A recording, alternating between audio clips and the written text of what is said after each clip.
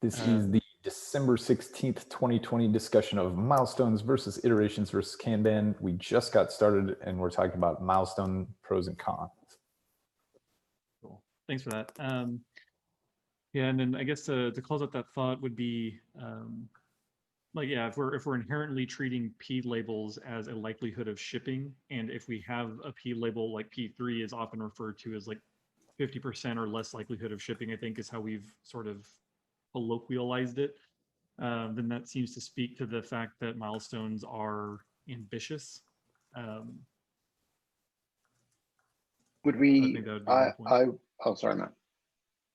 You're fine. If we were to move to something more continuous, such as Kanban as well, it would change our definitions of priorities as well. So at the moment, my impression is that we go, generally speaking, as a backend engineer, I'll have more P1s and I will have P3s, but it would still be, expected that I get through most of at least sort of one P3 in a single milestone. With Kanban, we're always reprioritizing everything, which means that, I just pick off whatever was the next priority on the list. I'm not saying that's a bad thing, but it definitely changes our definitions of what a priority is.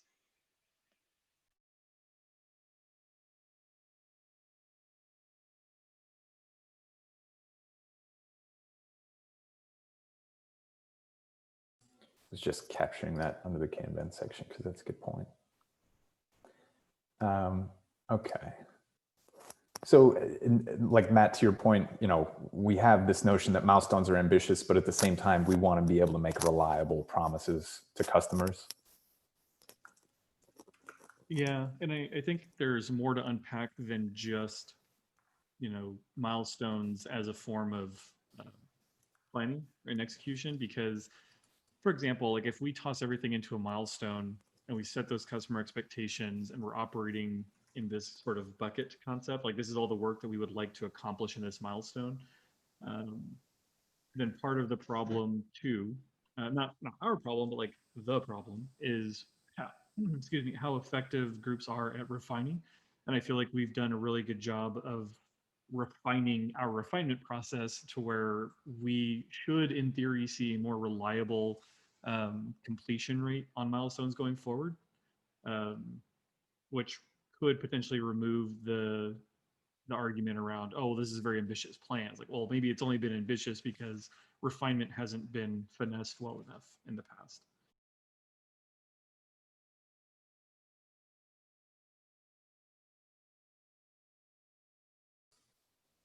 I think that makes total sense. And another con that I wanted to call out here was just like filling a month's, a month-sized bucket with refined issues is a little bit difficult. We have to fill the bucket before we can even start the milestone. And that's just kind of one more hurdle in our way, it feels like.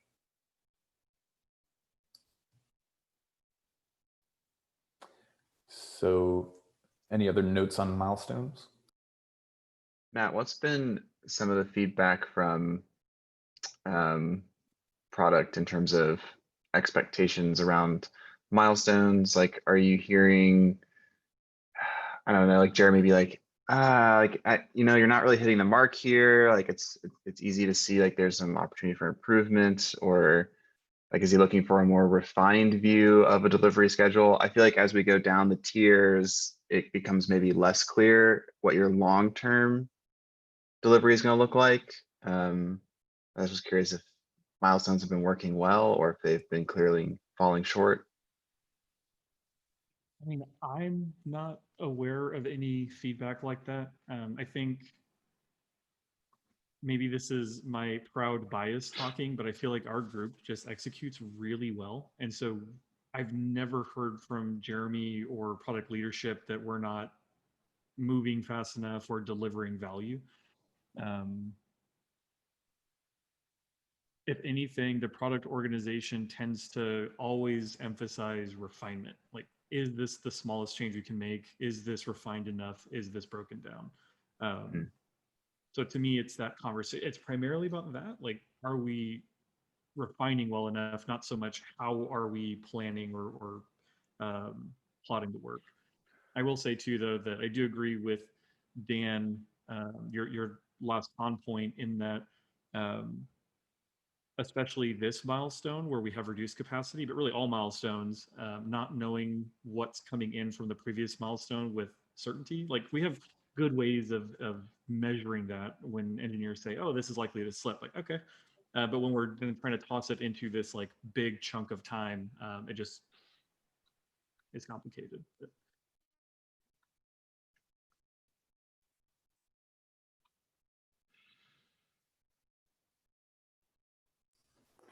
So let's talk about iterations then. And you know, we can just start with kind of the pros and cons there.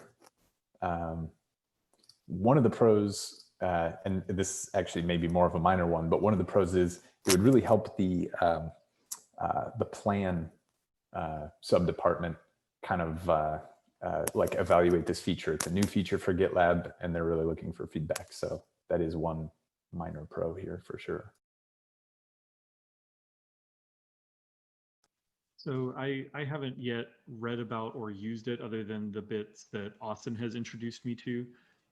My understanding, I think, is that iterations fit within a milestone. Is that right? No, they're just they're just 2-week increments. So technically there can be some weird periods where you're out of sync with a milestone. I think technically you would be out of sync all the time. Like it would be occasionally it would sync up, but most of the time it'd be out of sync. Okay, that's a better way to phrase it. Thanks, Dan.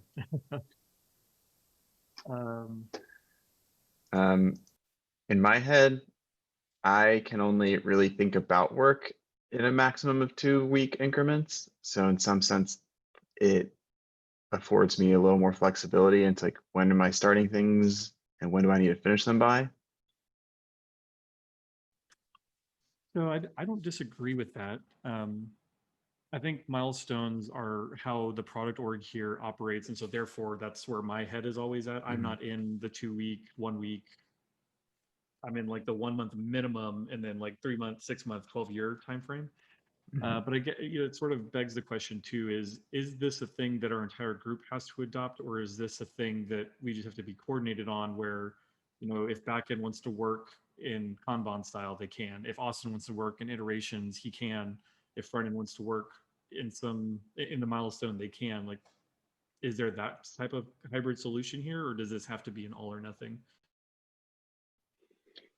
To take it back a step as well, GitLab's the first place I've worked where, so normally I would always agree that a month is too long to plan anything. And in every previous role I've ever had, that's certainly been the case. But for the, I guess, relatively few milestones that I've been here, probably 6 now that I've worked on, like a month doesn't represent that many discrete tasks for me to work on because some of them are quite complex. Like this milestone, for example, it has taken me an entire milestone to do one thing essentially, which admittedly is the exception, not the rule. So that, I guess I haven't felt the pain yet that I think Dan is referring to, and probably something I will feel at some point. I don't know how Aish feels about that. So inherently, I plan for every 2 weeks, even when the milestone starts. So always, like after a milestone ends, I plan that the first 2 weeks I'll be focusing on this issue, and then you know, even if it would span over an entire milestone, probably, you know, just the backend changes I would, or probably database changes, I'd be focusing on the first 1.5 weeks. And then I would start working on the backend changes. I think that helps for me because, like, when it's an entire month, it's difficult to predict what are the unknowns that's going to happen, because always when the review starts, there's something that comes out which you have you know, not thought about or not discussed before. So 2 weeks just makes it more realistic for me. Yeah. So I'm favoring towards iterations, at least from an engineering perspective. Not that, you know, we don't incorporate for milestone because that's how the rest of GitLab and with the customers relate to. but at least from an engineering perspective, like it helps to think from an iteration perspective. Yeah, thanks for that detail and that feedback. And I think, Dan, where I'm still a little bit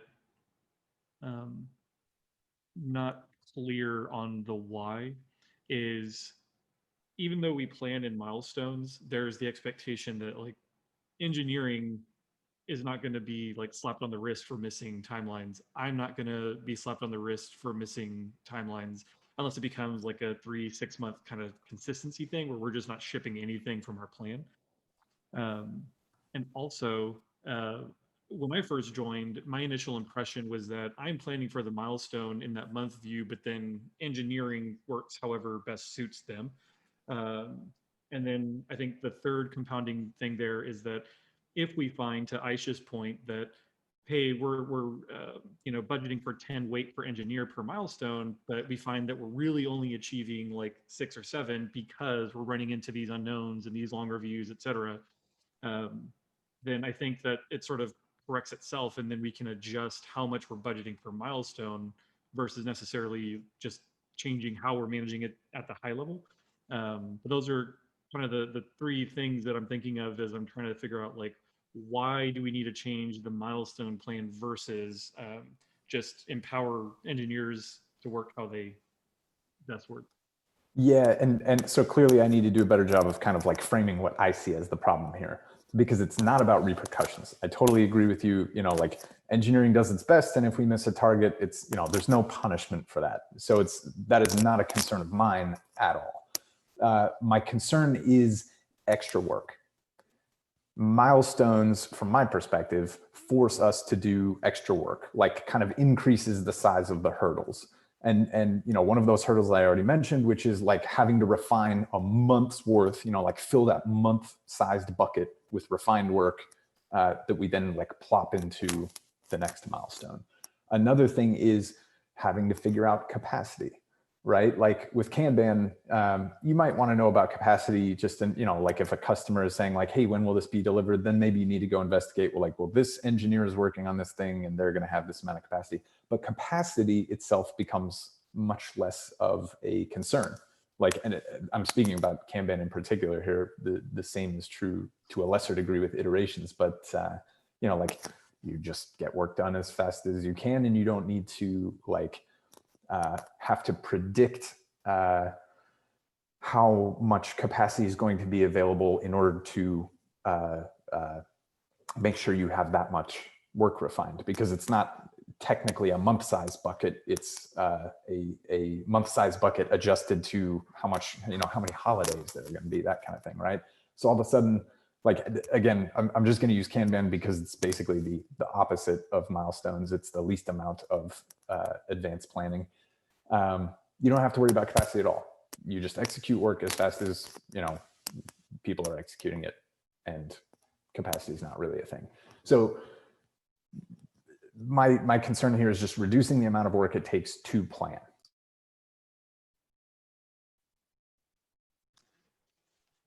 Yeah, that's fair.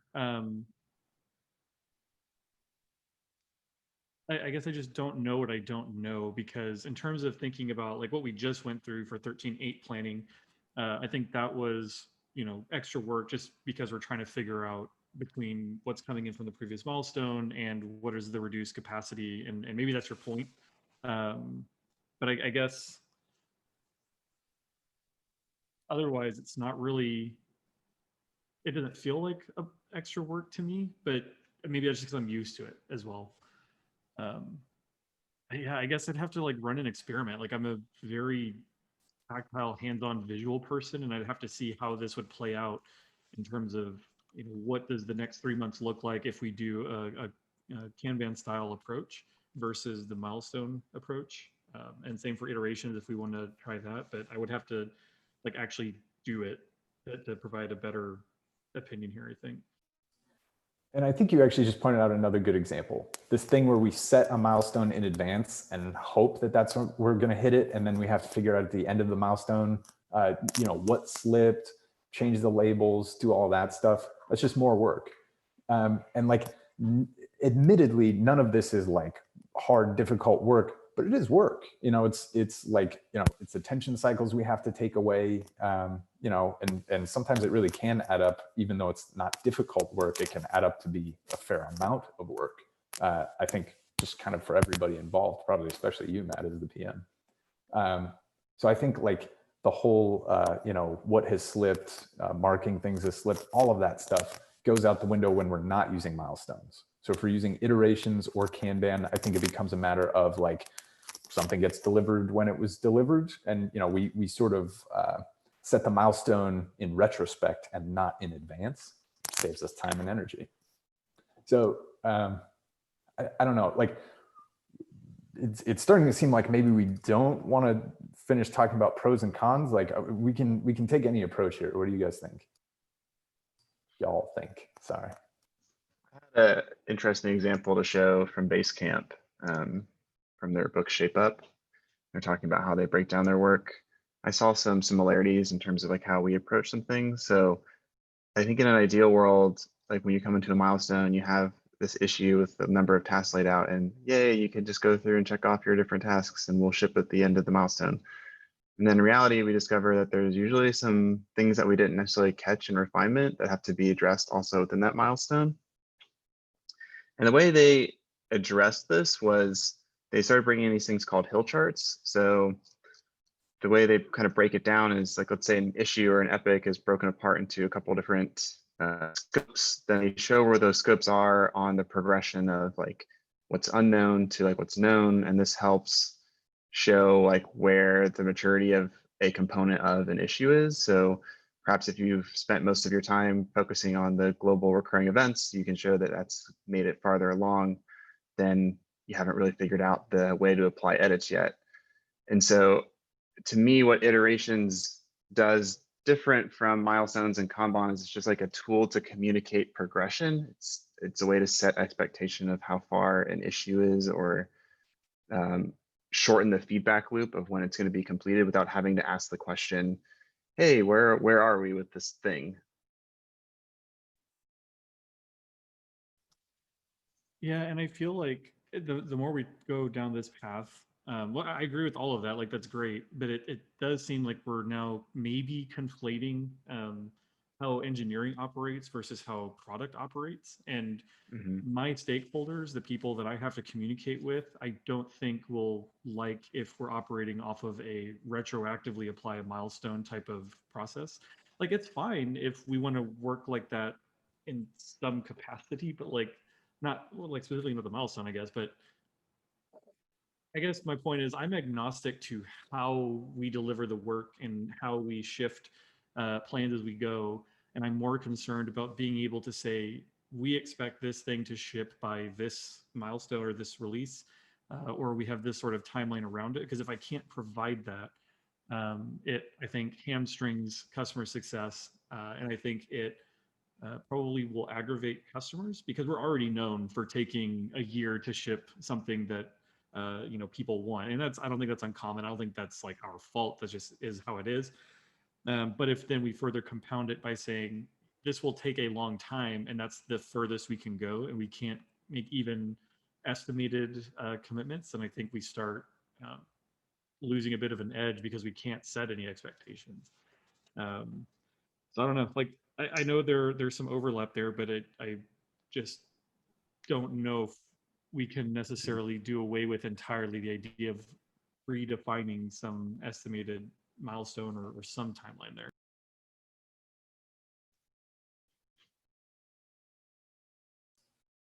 What if we kind of translated the idea of P1 and P2? Like, what if the idea was, if we were using iterations or Kanban, then maybe we wouldn't apply the milestone retroactively, we would apply it in advance. But from the perspective of like, if we would have under a milestone approach labeled this as a P1 or P2, then we're going to go ahead and apply the milestone in advance, or something like that. You know, like it could be, for example, like when an engineer starts work on it, like, yeah, I think this is going to make 13.8. So I'm going to go ahead and apply the 13.8 label right now. So it's a way of the engineering side of the equation to commit to a timeline.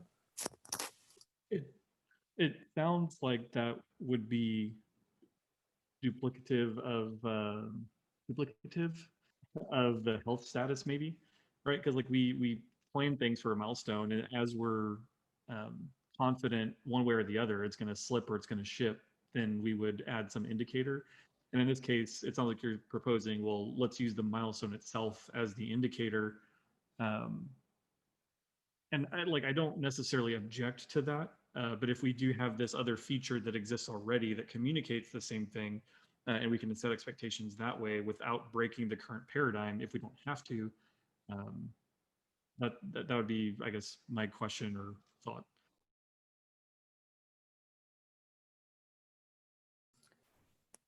Could you be more specific about what you don't want to break about the current paradigm?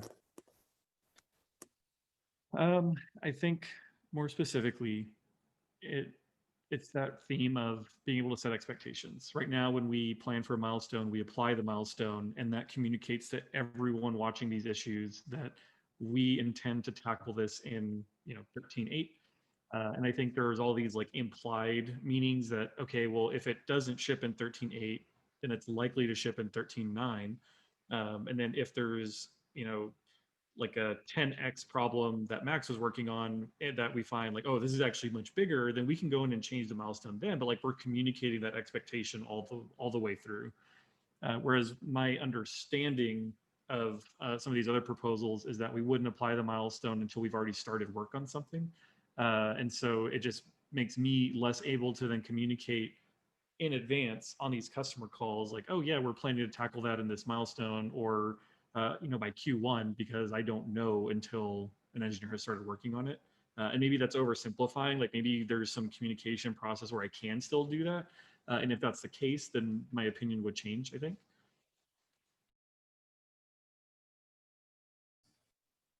Okay.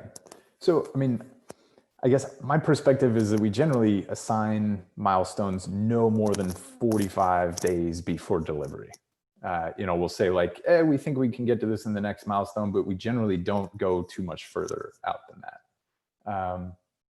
So it's basically like that 45-day window is pretty critical for customers to kind of acclimate to the idea that something will be arriving soon. Yeah, that's a good point in question.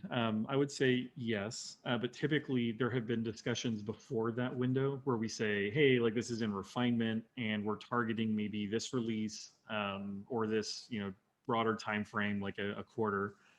And then let's say that I have a call, I had a call 2 weeks ago and we talk about, oh yeah, we're really watching that one issue, number 2.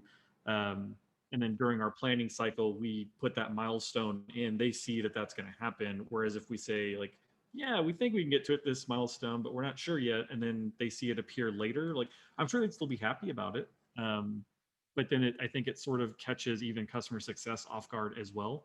And I might just be overthinking the appearances there in terms of, setting expectations, how customers perceive that. Customer success might not care, in which case that's fine. But I'm just trying to use like my own anecdotal experience to say like, I feel like it works well when we can set these expectations and generally commit to it. But I do appreciate how if we're, slipping 30% all the time, then, that's a problem too. Do you feel like we are slipping about 30% all the time? No. Just an example of what I understand one of the pros to be in changing the milestone is there's generally some slippage just because we're trying to commit to a lot and we encounter those unknowns throughout the process.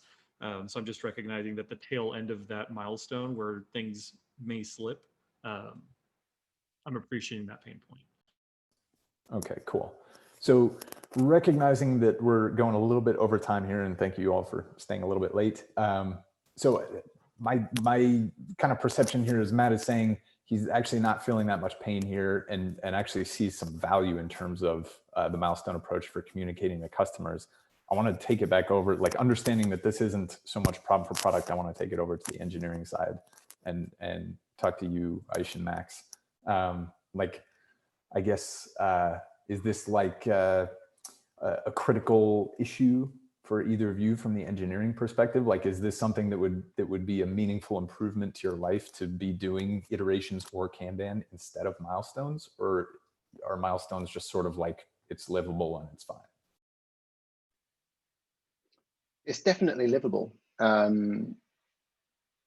There are, yeah, I guess, I don't know if I've been here long enough to feel the pain yet. It was definitely a change for me because I used to work in 2-week sprints, milestones, iterations, whatever you want to call them.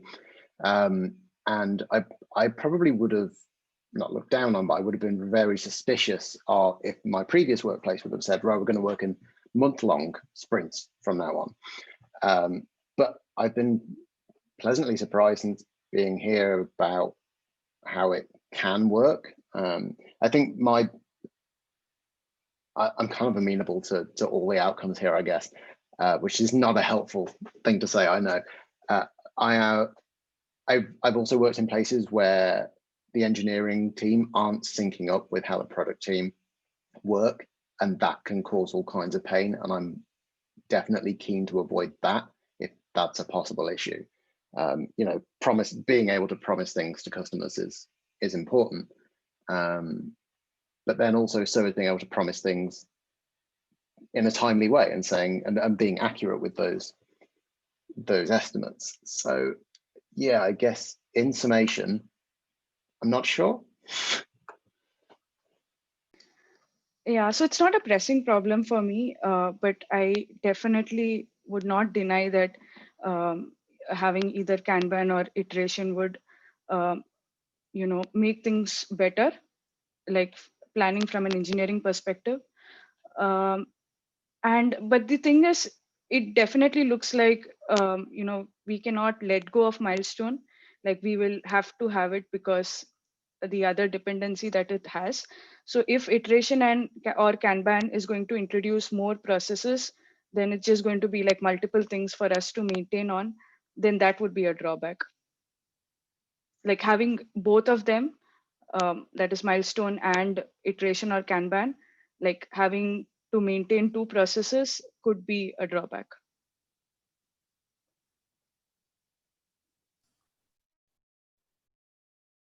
Okay, totally makes sense. So it sounds like we don't really need to make a change here, or a better way to put it is we don't really want to make a change here. Stick with milestones unless and until we start feeling more pain from that. I think it's worth becoming cognizant of it and maybe raising it in retrospectives, being like, you know, this milestone, I found milestones to cause X, Y, Z problem, and it would have been resolved had we maybe done it this way. And maybe just being hyper aware of those things, that feels like it might be a good first step.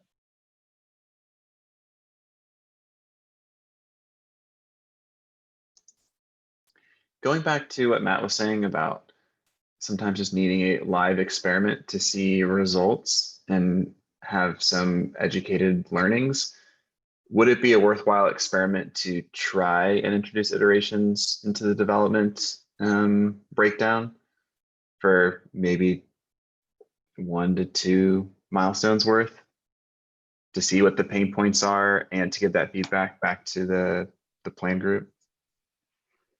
I mean, maybe just to do it and sync it up with the next milestone, have 2 iterations, 1 for the first half, 1 for the second half of the next milestone. And I can't. that brings us. Can't do that. So unless they've changed it since I last checked, the iterations are set at the group level, so GitLab org. I see. And then the projects, I think, inherit them, but maybe they've changed that. No, you're probably almost certainly right. I don't know. They've been doing a lot of work on it, so it is possible. I'll go check today, but yeah, it's just stuck in like whatever the 2 weeks they said are. Well, could we use our manage compliance group, subgroup, or whatever to maybe experiment there? Because we can just link to issues from there, maybe. I don't know, or maybe make placeholder issues. Yeah, it would get pretty confusing. I mean, I've definitely run into like a situation where I'm like, oh, the iteration's ending. I'm not done with this piece of work. Do I spool up a whole new issue to like finish off the last 5% of it?